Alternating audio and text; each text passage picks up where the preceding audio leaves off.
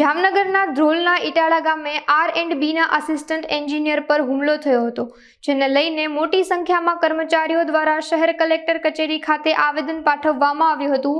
ફિલ્ડમાં જતા કર્મચારીઓને તંત્ર દ્વારા સુરક્ષા પૂરી પાડવામાં આવે તેમજ આવી ઘટના બીજી વાર ન થાય તે માટે તકેદારી રાખવા અંગે રજૂઆત કરાઈ હતી. તેમજ માંગ કરાઈ હતી કે કર્મચારીઓને ગનનું લાયસન્સ આપવામાં આવે અથવા એવી સુવિધા ઊભી કરી દે જેથી કર્મચારી પોતાનું અને પરિવારનું રક્ષણ કરી શકે. આ આવેદનમાં જામનગર, દ્વારકા, રાજકોટ સહિતના જિલ્લાઓના કર્મચારીઓ ઉપસ્થિત રહ્યા હતા.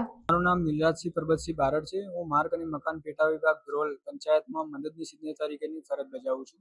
ગઈકાલે જે મારી સાથે ઘટના બની એની FIR મેં પોલીસ સ્ટેશન ખાતે કરેલ છે તથા હજી પણ મારા જીવને જોખમ હોય અને નિષ્પક્ષ રીતે કાર્યવાહી તથા તપાસ થાય અને સિક્યોરિટી પૂરી પાડવામાં આવે તે બાબતે અમે કલેક્ટર સાહેબને આવેદન આપવા અહીંયા એકઠા થયા છે. ગઈકાલે બપોરે 3 વાગે. કારણ એની કામગીરી નિયમ પ્રમાણે નથી, એને સિમેન્ટ કન્ઝપ્શન નિયમ પ્રમાણે નાખવામાં આવતા તે ઉગ્ર બનેલ. પહેલા મારી જોડે જે માણસ હતો એને ગાળો બોલેલ અને પછી ઉપર આવી મને ગાળાગાળી કરેલ, ઝપાઝપી કરી અને પછી મારવાની ધમકી આપી, મારી કરેલ. પછી ત્યાં 10 જણા એના હોય અને હું ભાગી નીકળેલ હોય પછી એ મારો પીછો કરેલ ગાડીથી અને મને મારવાનો પ્રયત્ન કરેલ.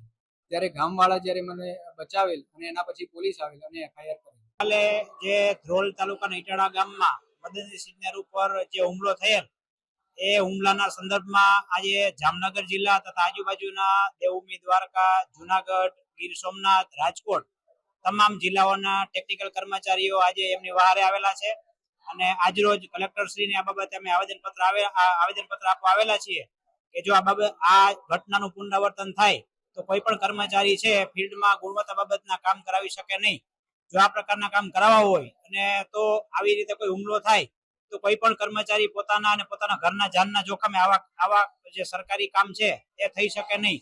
તો આ બાબતનું ભવિષ્યમાં પુનરાવર્તન ન થાય અને જો આવી જ રીતે થાય તો તમામ ટેકનિકલ કર્મચારીઓને ગનના લાયસન્સ આપવામાં આવે અથવા તો એવી કોઈ કાર્યવાહી કરવામાં આવે કે જે પોતાએ અને પોતાના પરિવાર છે એ શાંતિપૂર્વક સેફ રહી અને નોકરી કરી શકે.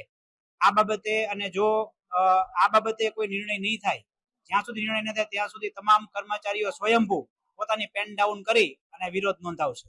આજે લગભગ 150 થી 150 કર્મચારીઓ જે ટેકનિકલ કર્મચારીઓ છે કે જે R&Bમાં, સિંચાઈમાં કે અલગ અલગ બીજી કચેરીઓમાં ટેકનિકલ કર્મચારીઓ છે કે એન્જિનિયર કે વર્ક આસિસ્ટન્ટ કે ડિવિઝનના કોઈ પણ ટેન્ડર ક્લાર્ક કે સિનિયર ક્લાર્ક કે કોઈ પણ જે R&Bમાં કામ કરે છે.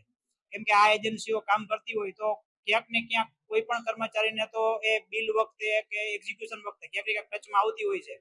તો તમામ કર્મચારીઓ એક સુરે થઈ અને આજે વિરોધ નોંધાવી રહ્યા છે.